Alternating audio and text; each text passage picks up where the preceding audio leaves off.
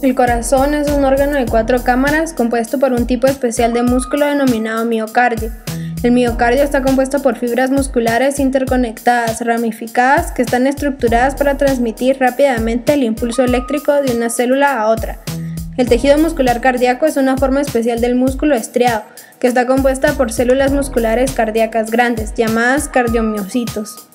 En su mayoría mononucleadas, de 50 a 100 micrómetros de largo y 10 a 20 micrómetros de diámetro. Entre sus características figuran estructuras de contacto a través de las cuales las células musculares cardíacas se unen por sus extremos y que reciben el nombre de discos intercalares, ramificaciones tridimensionales de las células musculares cardíacas, con lo cual en conjunto se forma la estructura espacial compleja del músculo cardíaco. El núcleo grande situado en el centro de la célula.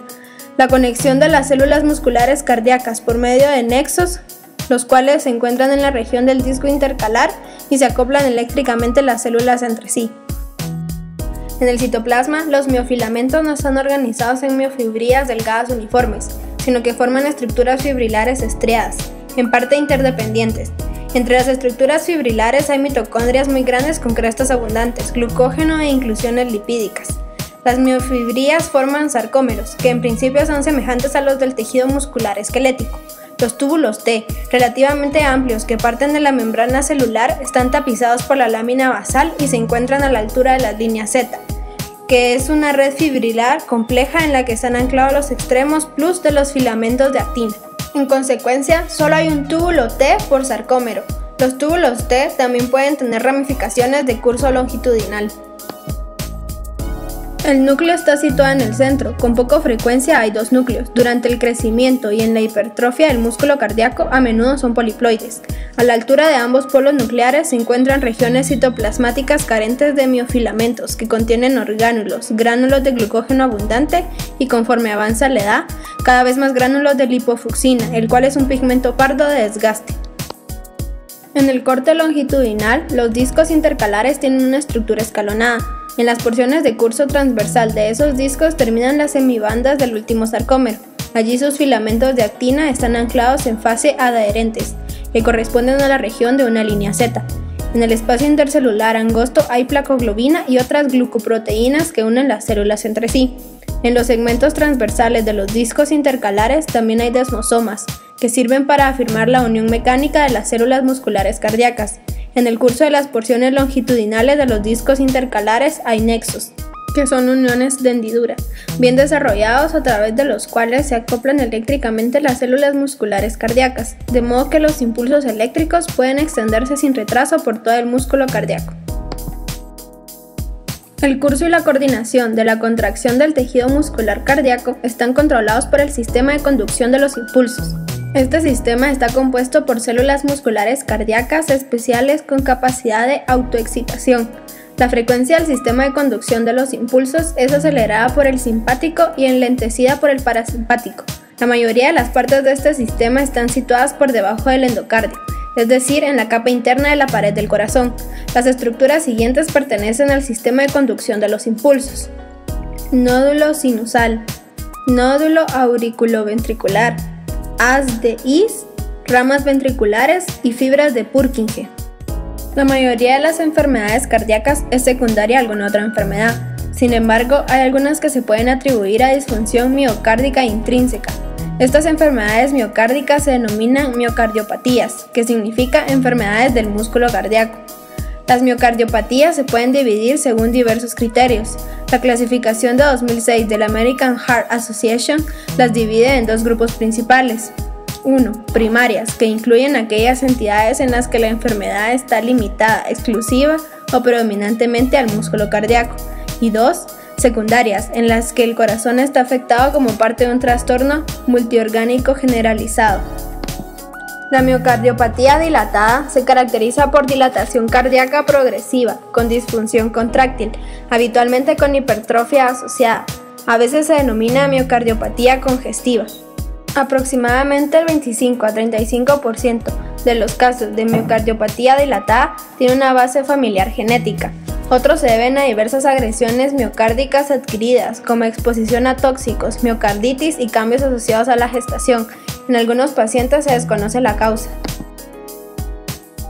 El corazón en la miocardiopatía dilatada está típicamente dilatado, 2 a 3 veces su peso normal, y flácido, con dilatación de todas las cavidades.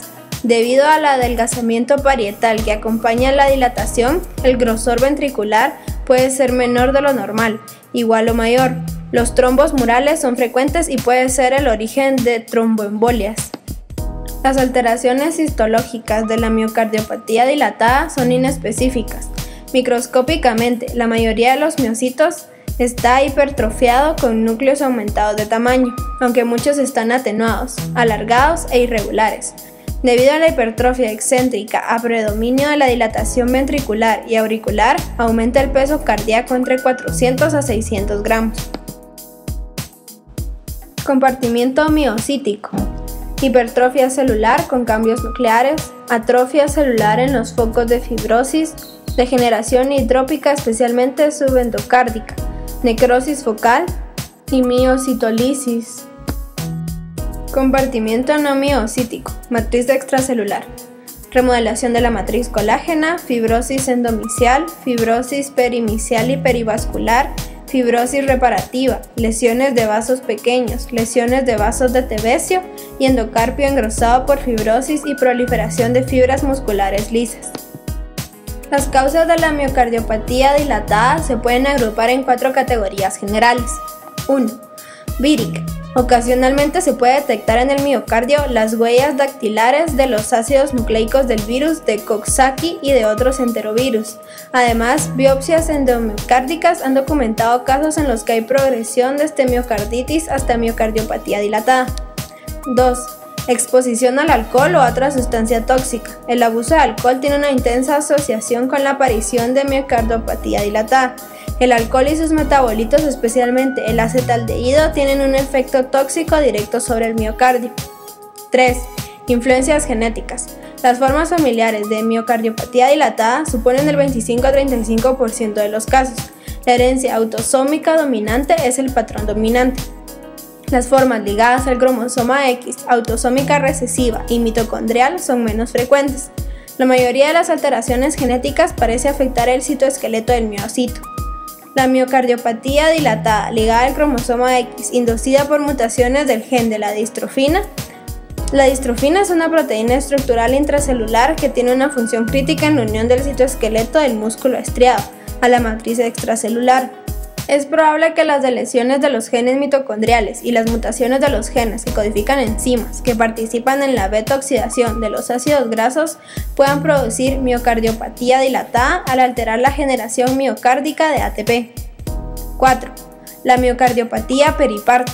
Se produce al final de la gestación o en las primeras semanas a meses después del parto. La etiología es multifactorial e incluye hipertensión asociada a la gestación, sobrecarga de volumen, deficiencia nutricional, otros trastornos metabólicos y/o una respuesta inmunitaria. La miocardiopatía puede aparecer a cualquier edad, también en la infancia, aunque la mayoría de las veces aparece entre los 20 y 50 años. Típicamente se manifiesta con dificultad respiratoria y mala capacidad de esfuerzo que aumenta progresivamente, pero los pacientes pueden pasar rápidamente desde un estado compensado a uno descompensado. El defecto fundamental de la miocardiopatía dilatada es la contracción ineficaz, por lo que en fase terminal la fracción de eyección cardíaca es típicamente menor del 25%. Es frecuente la insuficiencia mitral secundaria y los ritmos cardíacos anormales, y se puede producir embolia por trombos intracardíacos. La presencia de trombo en aurícula derecha o cavidades izquierdas puede causar infartos pulmonares, renales o a otros órganos como el vaso o cerebro o en miembros inferiores, a pesar de que no es una miocardiopatía muy embolizante. Los objetivos del tratamiento son mejorar los síntomas relacionados con la insuficiencia cardíaca y prolongar la supervivencia. En los pacientes el tratamiento está dirigido a interrumpir el círculo vicioso del deterioro progresivo de la función cardíaca. Los diuréticos y los digitálicos asociados representan los agentes utilizados con mayor frecuencia en el tratamiento de la insuficiencia cardíaca. Los diuréticos inhiben la reabsorción tubular renal de solutos e inducen la retención de sal y agua. El resultado es una disminución del volumen intravascular, lo cual reduce las presiones de llenado ventriculares y promueve la resolución del edema pulmonar, así como los signos de insuficiencia cardíaca derecha. Los glucósidos digitálicos han sido utilizados durante más de 200 años para el tratamiento de la insuficiencia cardíaca. Los preparados digitálicos parecen mejorar la función contráctil, aumentar la fracción de eyección del ventrículo izquierdo y mejorar los síntomas de insuficiencia cardíaca. El 50% de los pacientes muere en un plazo de 2 años y solo el 25% sobrevive más de 5 años. La muerte habitualmente se debe a insuficiencia cardíaca progresiva o arritmias. En la mayoría de los casos, el trasplante es el único tratamiento definitivo.